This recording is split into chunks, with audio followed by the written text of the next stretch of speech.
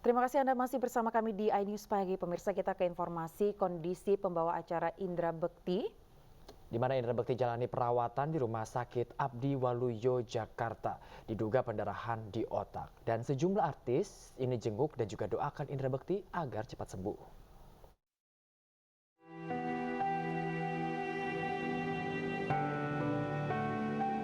Presenter ternama Indra Bekti dirawat di Rumah Sakit Abdi Waluyo, Jakarta karena mengalami pendarahan di kepala kirinya. Rabu sore, Indra Bekti jalani operasi dan masih belum sadarkan diri. Manajer Indra Bekti, Roy, mengatakan Rabu pukul 6 pagi, Indra Bekti melakukan siaran radio seperti biasa. Namun tiba-tiba ia pamit ke toilet namun tak kunjung kembali. Setelah dihampiri, ia ditemukan dalam kondisi pingsan.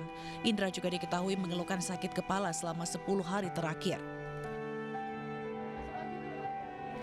Sejumlah rekan artis menjenguk Indra di rumah sakit, salah satunya Indy Barens yang tak kuasa menahan tangis saat menjenguk Indra. Iya, barusan tuh lihat di salah satu berita online, kaget banget gitu, dan mendoakan semoga segera diberikan kesembuhan, kesehatan buat Indra ya. Bekti tuh baik banget, kayaknya yang terakhir ketemu Bekti itu suami aku, jadi insya Allah kalau kita ada waktu kita mau tengokin Bekti deh, bismillah. Insya Allah Bekti semangat. Pokoknya buat Indra Bekti yang nonton juga semoga kita bisa kirim doa banyak-banyak buat Bekti dan keluarga. Tanggapan aku semoga Kak Indra Bekti lekas sembuh, selalu diberikan kesehatan, segera diangkat penyakitnya, dan semoga kita semua lebih berhati-hati, terutama kalau misalnya kita kayak lagi pusing atau sedang tidak enak badan, jangan dipaksakan untuk bekerja atau beraktivitas, lebih baik kita istirahatkan badan kita, diri kita di rumah aja.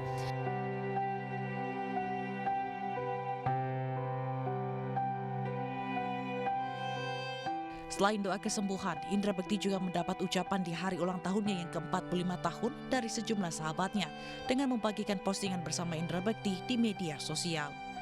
Tim Liputan iNews melaporkan.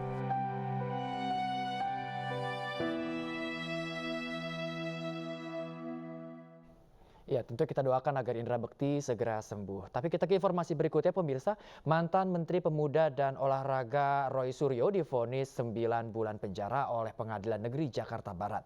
Roy Suryo terbukti secara sah dan meyakinkan bersalah terkait penistaan agama mem stupa Candi Borobudur.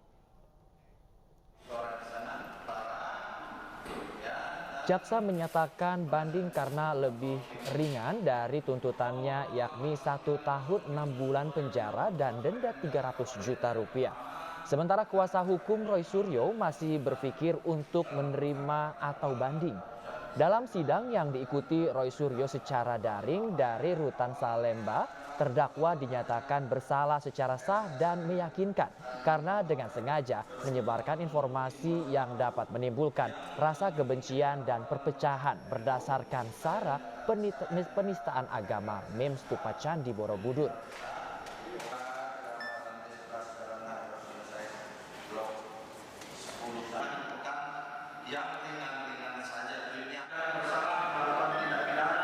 Dengan sengaja tanpa hak menyebarkan informasi yang ditujukan untuk menunjukkan rasa kebencian atau permusuhan individu.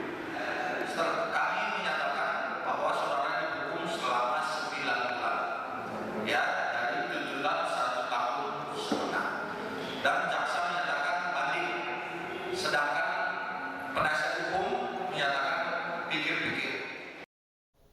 Entah apa yang ada di benak seorang pemuda di Lampung Selatan, Lampung. Hanya karena tidak diberi uang, pemuda bejat tersebut tega perkosa ibu kandung dan adiknya yang masih di bawah umur. S, pemuda 19 tahun ini dijemput paksa aparat Polsek Katibung, Lampung Selatan, Lampung di rumahnya tanpa perlawanan. Ia dilaporkan telah memperkosa 2 wanita yang ironisnya ternyata adalah ibu kandung dan adik perempuannya yang masih di bawah umur. Korban yang tidak tahan dengan perbuatan anak kandungnya itu kemudian meminta tolong pada perangkat desa. Aksi bejat ini diketahui sudah berlangsung sejak 2021 lalu. Ini bermula ketika korban tidak memberikan uang. Pelaku yang marah dan mengamuk lalu menyekap dan memperkosa adiknya saat korban tidak di rumah. Korban yang tahu perbuatan bejat itu tidak berdaya dan akhirnya juga mengalami hal serupa dan takut lantaran diancam akan dibunuh. tindakan asusila yang dilakukan oleh seorang anak terhadap ibu dan adik kandungnya. Laporan tersebut kami terima pada tanggal 20 Desember 2022. Berdasarkan laporan tersebut, tim TK 308 Presisi Polsek Katibung langsung menangkap dan mengamankan yang diduga pelaku tersebut. Dari hasil penyelidikan, pelaku mengakui telah melakukan persetubuhan dengan secara paksa dan ancaman. Untuk mempertanggungjawabkan perbuatannya, anak tidak bermoral itu kini mendekam di sel tahanan Polsek Katibung, Lampung Selatan, Lampung. Ia dijerat Undang-Undang tentang Perlindungan Anak dan Perempuan dengan ancaman hukuman 18 tahun penjara.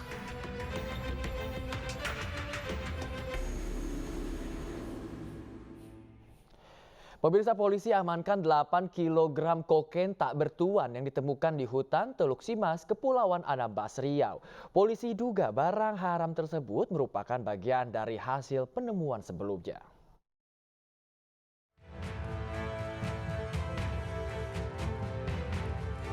Warga Kabupaten Kepulauan Anambas menemukan bungkusan kokain seberat 8 kg. Warga kemudian melapor ke Polsek Jemaja dan polisi langsung menyisir lokasi. Warga menemukan barang haram ini ketika mencari kayu di hutan Teluk Simas. Saat diperiksa, kokain dibungkus dengan plastik berbendera Israel yang dimasukkan ke dalam jerigen. 8 paket kokain ini diduga bagian dari hasil penemuan sebelumnya sekitar 48,5 kg atau 45 bungkus pada Juli lalu. Pasalnya, sebagian bungkus kokain identik dan memiliki kode yang sama pada kemasan, meski dibalut dengan plastik bendera negara asing.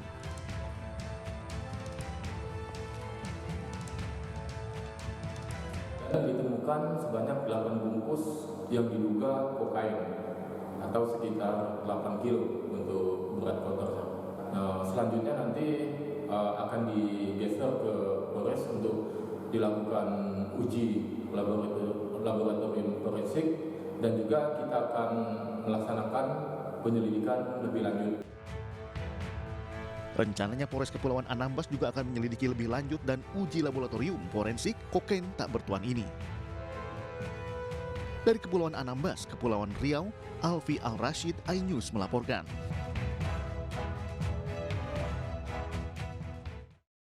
Yosua mengancam Yang Mulia. Dia kemudian melakukan perkosaan terhadap istri saya. Saya tahu kapan kamu bohong, kapan enggak. Cerita kamu nggak masuk di akal. Kalian karena buta dan tertuli, makanya saudara tidak mendengar dan tidak melihat.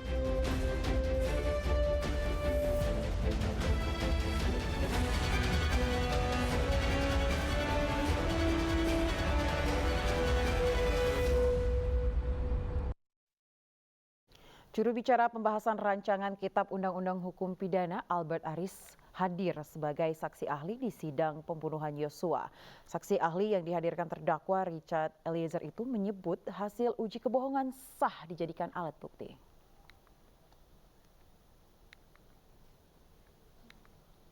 Ahli pidana yang juga jubir RKUHP Albert Aris mengaku hadir tidak dibayar alias gratis. Dalam sidang hari ini, Albert mengutarakan soal hasil tes poligraf atau uji kebohongan para terdakwa. Menurutnya hasil tes kebohongan sah dijadikan alat bukti di persidangan.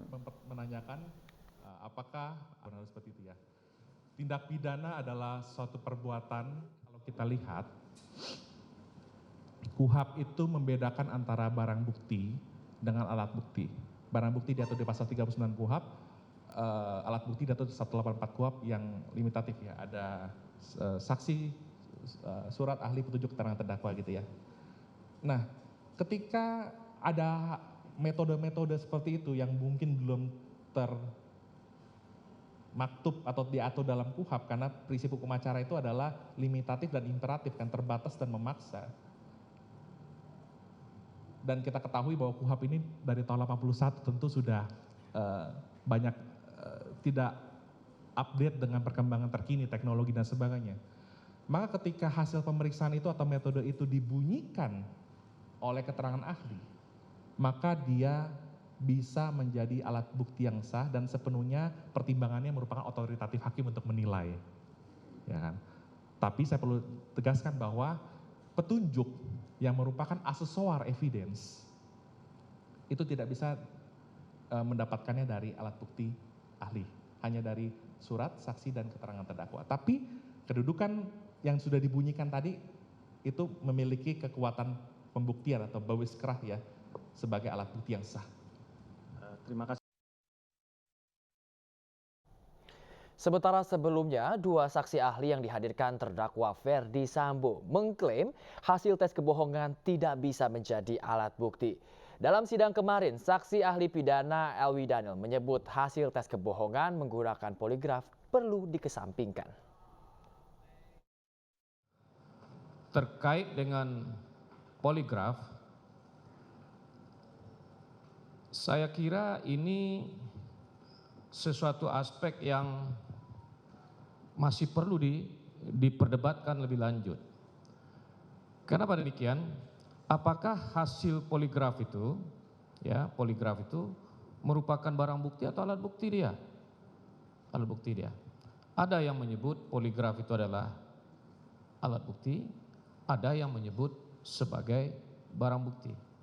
Tapi meskipun demikian, proses penemuan atau proses untuk mendapatkan hasil tes poligraf itu tentu ada aturan yang mengaturnya yang harus diacu. Ada standar prosedur yang harus diacu. Seperti tadi saudara penasihat hukum menyebut ada Perkap Polri, Perkap Kapolri, yang mengatur tentang dengan cara bagaimana orang diperiksa.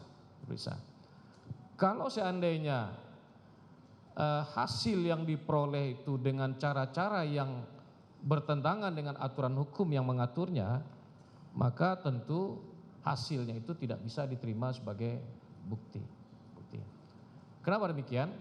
Karena sesuatu yang diperoleh dengan cara-cara yang tidak benar, dengan cara-cara yang melawan hukum, maka itu tidak bisa diposisikan sebagai bukti di dalam perkara tersebut. Yosua mengancam yang mulia. Dia kemudian melakukan perkosaan terhadap istri saya. Saya tahu kapan kamu bohong, kapan enggak. Cerita kamu nggak masuk di akal.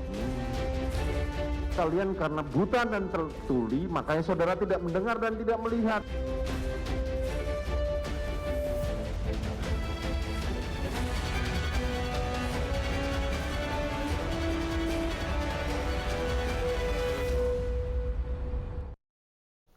Majelis Ulama Indonesia menggelar rapat koordinasi nasional mengkaji lebih dalam RKUHP yang baru disahkan pemerintah dan DPR pada Desember lalu. Kajian menekankan penerapan KUHP agar seimbang dengan Pancasila dan hukum Islam. Disahkannya RUU KUHP tanggal 8 Desember lalu masih menjadi perdebatan di kalangan masyarakat. Salah satu contoh tentang pasal perzinahan. Menjawab polemik tersebut, Majelis Ulama Indonesia menggelar rapat koordinasi nasional untuk membahas dan mengkaji KUHP yang baru disahkan lebih dalam, terutama mengenai pasal-pasal yang masih dalam perdebatan agar tercipta harmonisasi antara hukum positif dengan hukum Islam. Kajian diharapkan bisa menjaga kesatuan dan persatuan Indonesia.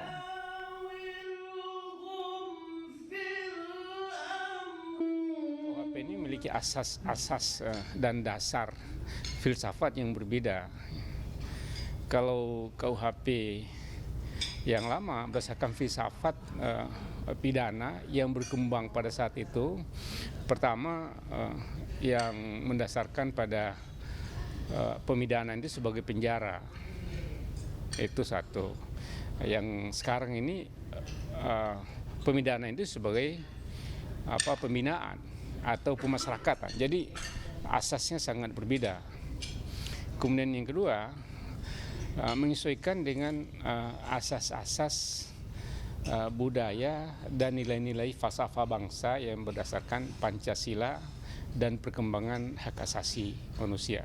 Kita memang melihat pertama berkenaan dengan LGBT belum diatur.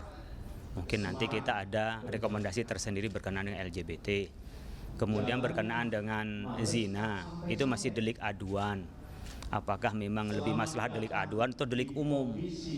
Nah, kalau memang nanti sekiranya itu bisa diantisipasi adanya fitnah zina, kemudian bisa menjadi delik umum, saya pikir bisa kita diajukan untuk diperbaiki atau disempurnakan. Begitu juga berkenaan dengan umpamanya hukumannya perzinahan itu juga perlu ditinjau kembali antara di kita itu kalau memang dia menresepsi mengakomodir dari hukum Islam. Di hukum Islam itu udah bedanya ada muhson dan ghairu muhson, orang yang punya pasangan dan yang tidak punya pasangan itu berbeda. Oleh karena itu kalau ngambil atau sumber hukumnya dari hukum Islam, maka cara mengambilnya jangan parsial, harus utuh. Oleh karena itu dalam pembahasan ini nanti sikap apa yang paling tepat maslahah untuk menyikapi KUHP yang sudah disahkan ini. Pemirsa, di tengah isu reshuffle Kabinet Indonesia Maju, nama tokoh Partai Perindo kembali mencuat menjadi salah satu calon menteri. Namun Partai Perindo menyerahkan keputusannya kepada Presiden Joko Widodo.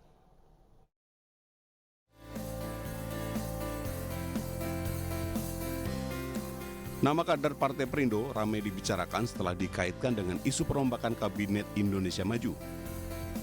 Kader dari Partai Pimpinan Haritanu Sudibyo ini dikabarkan akan mengisi kursi salah satu menteri.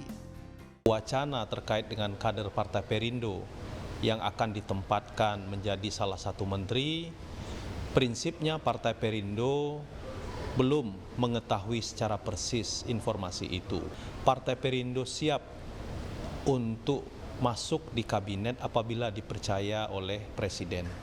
Kita serahkan sepenuhnya kepada Presiden. Presidenlah yang memiliki hak prerogatif untuk menentukan pembantu-pembantunya. Presiden sendiri sudah memberi kode adanya perombakan dalam kabinetnya. Melakukan reshuffle kabinet, Pak. Reshuffle. Partai Perindo akan tetap mendukung pemerintahan yang dipimpin Presiden Jokowi sampai akhir masa jabatan. Dari Jakarta, Aryadin Al-Afghani Nur, iNews melaporkan.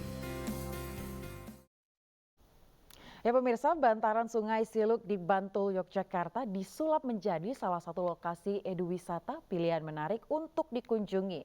Melalui program Sekolah Sungai Siluk atau Triple S, kegiatan eduwisata tersebut sekaligus menjadi wadah pelestarian lingkungan dan budaya.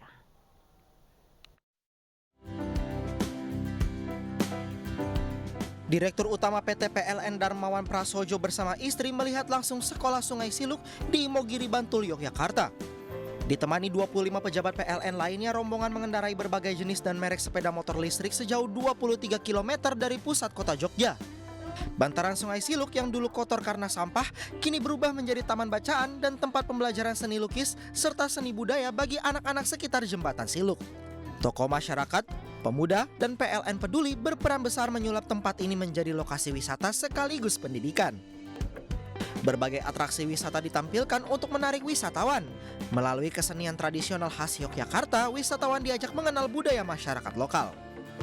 Tidak heran sejumlah penghargaan diraih masyarakat, diantaranya penghargaan tertinggi Platinum dalam Indonesian Sustainable and Development Award 2022, Indonesia Green Award kategori penyelamatan sumber daya air 2019, dan juara 3 tingkat nasional dari Kementerian Pendidikan dan Kebudayaan pada kategori tempat belajar mengajar kreatif rekreatif. Sekolah Sungai Siluk ini adalah pemberdayaan masyarakat di sekitar sini. Semangatnya pertama adalah semangat menjaga alam, yaitu sumber daya air, yaitu Sungai Siluk di sebelah sana. Kedua adalah semangat untuk belajar.